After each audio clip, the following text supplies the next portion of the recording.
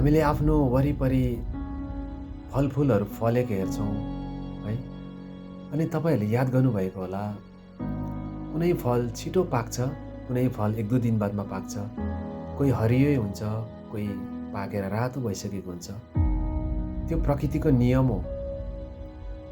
किनभने सबै फल एकैचोटि पाक्दैन कहिले पनि, ढिलो छिटो हुन्छै हुन्छ। आज कुनै फल पाक्यो भने भोलिको दिनमा या पर्सिको दिनमा अर्को फल पाक्छ, त्यही बोटको। त्यसरी नै हाम्रो लाइफमा पनि अहिले हामी जति स्ट्रगल गरिराखेको छौँ, त्यसमा कतिजना मान्छे अहिले फेल भइराखेको होला, कोही मान्छे पास भइराखेको होला।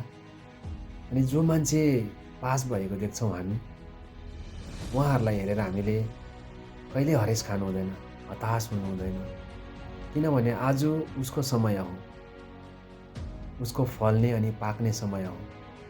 भोलिको दिनमा हाम्रो समय आउँछ। त्यसले गर्दाखेरि समयलाई पर्खिनुपर्छ। एकपल्ट फेल भयो भन्दैमा कहिले पनि मान्छे हताश हुनु हुँदैन। आजको दिनमा तपाईँको टर्न नहोला, तपाईँको बारी नहोला, भोलिको दिनमा तपाईँको बारी अवश्य आउनेछ। त्यो हमेसा याद गर्नुहोला।